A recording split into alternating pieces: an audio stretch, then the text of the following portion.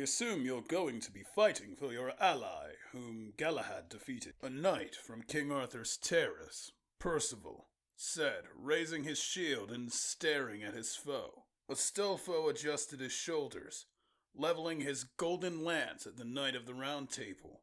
Wheels of light crossed around him, as its tip thrummed with magical power. I am, but also for myself. I want to win this tournament after all. Good. I look forward to your best. Likewise. You Knights of the Round Table really are impressive. So show me what you've got! Astolfo pushed forward rapidly, the lance, despite not being supported by riding horseback, pointing true. It crashed through the air and Percival planted his feet, the tip booming forward and practically disappearing with the speed. The rippling force shot out as Percival's shield met the tip of the enchanted lance. Ripples of energy shook through the air and the knight's feet had sunk into the ground. But a vicious piercing attack had not passed him by. Astolfo pulled back and thrust again against the shield. Once more Percival stood, his feet having been dug further into the ground, but his shield remaining unharmed by the attack. Well, that's a new development. Astolfo seemed shocked, the two attacks failing even to budge the knight. Surely you did not think those attacks could knock me off my feet. Percival pushed his shield and the lance against it to the side, coming in with a sword swing. Actually, Astolfo dropped his lance and rolled away from the sword swing. I did! He quickly drew the sword at his hip and swung it at Percival with swiftness. Is that so? Why, those charges were special, surely, but enough to topple a knight so fresh on his feet. The knight pushed Astolfo back, his feet nearly stumbling over the discarded lance on the ground. That's true for any other lance, but even the largest of warriors should have been knocked down with a single strike. Even with that amount, you should not be standing up right now. I may not be the greatest knight of the round, but I have a fair few journeys under my belt. And an enchanted lance is not even the half of it. Percival charged forward, swinging with his sword, the air shimmering with a streak of golden light. Steel met steel, yet Astolfo found his feet skidding back from the attack, his eyes looking up as the sword was already removed and brought back upon him. The paladin's sword barely swung out in time to counter, his knees buckling as force tore through his body. Astolfo grimaced and pushed up with his blade, only to find Percival swinging again, once more the blade trailing golden light. Astolfo was sent shooting backwards, his breastplate gouged. Oh, impressive. Percival pushed forward, unnatural strength and speed following his steps. Astolfo, who had barely met the ground with his heels, was slashed down upon, his sword bearing no shielding as the strike planted him onto his knees. The next strike was blocked properly by the paladin, and he regained his footing, his eyes looking forth at Percival, who kept a stern stare at him. 3 swings rapidly left Astolfo's sword, but each one met the Knight of the Round Table's own blade, streamers of golden light leaving the knight's blade, whilst the paladin found his strikes glancing off to the side. Percival once more hurled Astolfo into the air with a powerful swing. The dust from the floor was sent skyward with it. It was another sudden charge, and Percival swung with his sword, Astolfo still hanging in the air. Ah! Astolfo's voice raised, and the paladin, despite his disposition, came down with a swift swing of his own. Blood flashed from Percival's face, his head being turned to the side as the sword nicked him across the forehead. Ha! Astolfo smirked until Percival's attack met him. It carved into his chest piece and dropped him to the ground with a spike of air, the entire arena rumbling for a moment as the attack went off. A counter mid-air. I have to admit I did not see that coming, Percival acknowledged, reaching to his brow and feeling the warmth that left him. Some good that did me! You didn't even flinch! You wanted to attack and took whatever came your way! The paladin picked himself up after those words, keeping his sword at the ready, though his knees were buckling. That is just how I fight, I'm afraid. My allies have enchanted weapons and supernatural skill. I need to be willing to take a risk for a reward. Ha ha! I like that! Let's keep going! Of course, Percival said, spinning his sword around and readying his shield. Then Astolfo came charging forward. His first strike glanced up at Percival's blade. Again, the paladin found his knightly foe's defense. Thirdly, with a charge and swing, he found again that his attack had been blocked. Ha! Astolfo, shouting, attempted to swing with a leaping attack. Percival's blade met his own and deflected him aside, the knight stepping forward now. Faster and faster, Percival slashed against Astolfo's defense, his sword-bearing arm being knocked side to side by the assault but not letting one through. A stronger of the knight's attacks struck, digging Astolfo's heels into the ground while casting a golden shimmer across the battlefield. Again, the paladin found himself pushed deeper by the attack, a hefty swing nearly knocking him down. Two more attacks resounded, with the paladin being sent back several steps, his eyes looking at his foe's face. It was Astolfo who countered with his sword, grinding down Percival's and putting the two face to face. Not good enough. Astolfo was pushed back, the shield in Percival's other hand bashing into his core. You countered that easily! You were a little slow on the draw. Percival pushed back in with his shield leading. Astolfo dove to the side, only to see the shield swing open and a piercing sword rushing forward. The thrust ripped at the paladin and he felt a searing pain rush through his left shoulder. A stinging as flesh was cut and blood began to escape. Do you yield from something like that, Sir Astolfo? No. I've had worse. The paladin picked himself up and grimaced. Excellent. Percival waited for his foe to reach full height before coming in swiftly with another strike, golden light following. Astolfo blocked it and pushed it to the wayside, skirting about Percival and flanking him off to the side. For someone who talks about others having enchanted weapons, that sword of yours is special, isn't it? Astolfo huffed, his arm hanging as the wound continued to seep. No, the sword I bear is no different than the one you carry. However, I am a fair bit different than almost any combatant here. Astolfo was thrown back as his sword defended the charging Percival. I have seen the Holy Grail, the cup of the Lord's Last Supper. 3 swift strikes cut up into Astolfo, his sword serving no defense against such harrowing attacks. At the end, he collapsed to his knees once more, head looking down and breaths heavy. The Holy Grail? Indeed. I believed it was destiny to retrieve it. But alas, that was not for me. Astolfo picked himself up again, his eyes leering several yards away to where his lance was left lying. Still, you're a capable warrior just from seeing it. Astolfo rushed toward his lance, breaking across the sands quickly.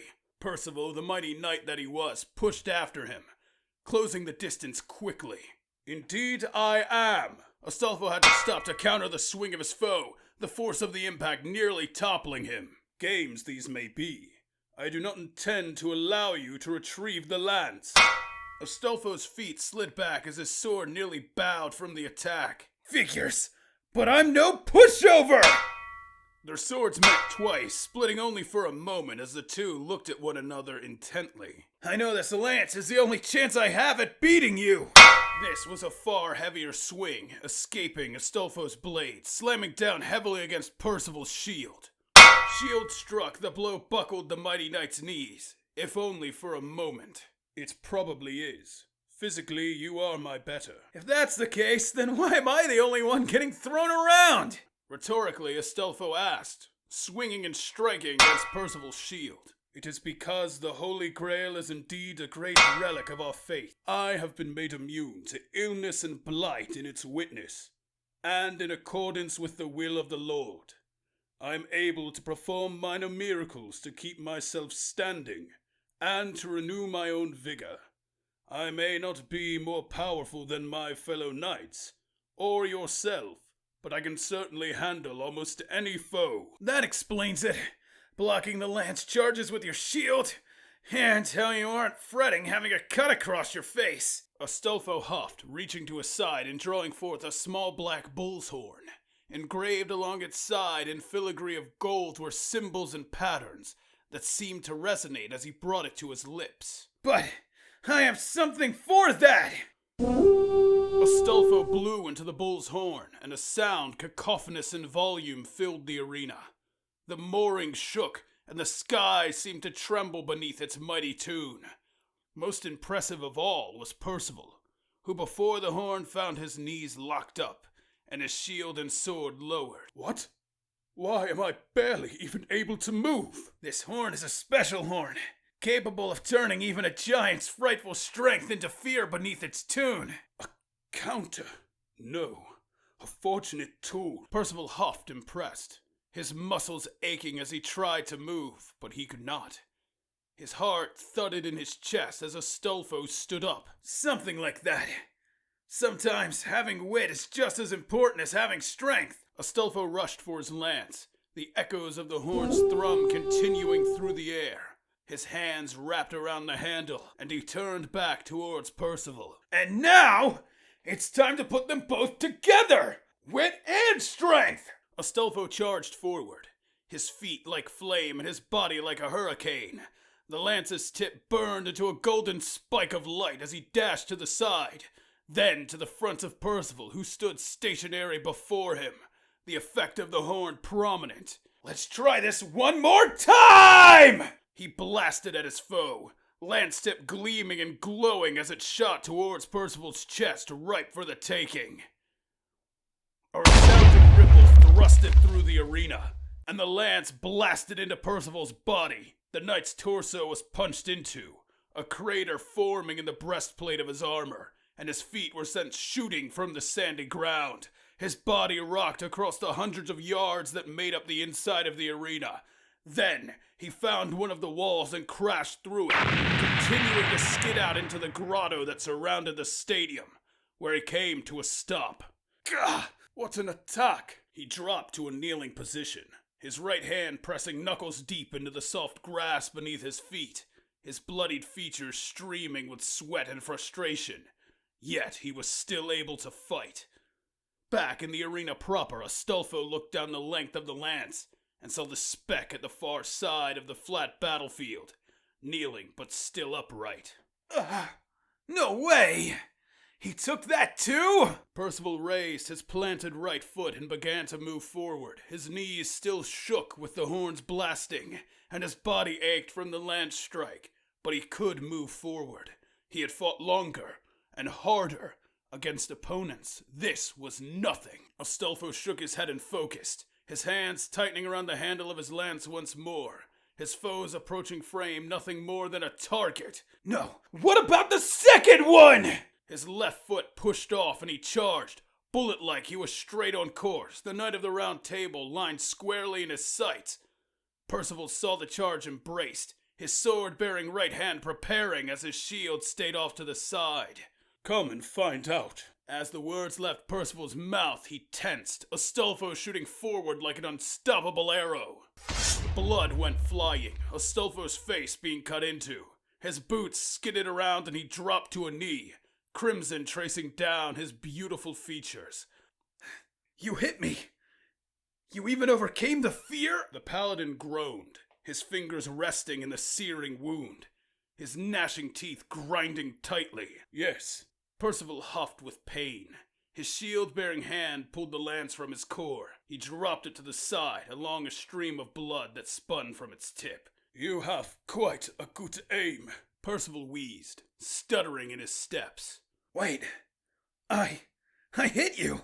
Through blood-stained eyes, Astolfo looked up and saw the mighty knight, barely able to stand, a wound in his core spilling forth crimson onto the sands. You did hit me. Impressively so, if I may add. But I am still standing. You would be wise to yield. I could do that. Astolfo pressed up to his feet, drawing his sword. But I told Charles that I'd win this fight. And if I don't give my best, then that's not going to happen. Now, with his left arm numb, he pointed his sword forward, readying to meet his foe. I have to respect your integrity. What a great warrior you are. Percival, though wincing, readied his sword and shield as well. Their first swing met, both stumbling from the attack. Their bodies stuttered opposite one another. Astolfo looked back, as did Percival, and they whipped around again. Percival found his blade thrown back, his feet unsteady, his opponent nearly falling to his knees in the aftermath. The Knight of the Round prepared to swing and struck down just as Astolfo stood. The Paladin fell to his knees to defend with the imposing Grail Knight fumbling over top him. They both stumbled to a vertical base and turned again, swords twisting and striking out, the edges undulled from their combat glimmering as they passed toward each other. Astolfo felt it, the give in Percival's arm, the fact Percival's sword was sent free. The Knight of the Round Table fumbled to the wayside, and then onto his hands and knees, vision spinning as blood poured from his wounded core. "Can you keep going?" Astolfo questioned from his own knees, his sword buried in the sand. No, I can barely focus. Any longer and I risk my own death. I yield. Oh, that's a relief. Good timing. Astolfo the victor spoke before collapsing face first into the dirt.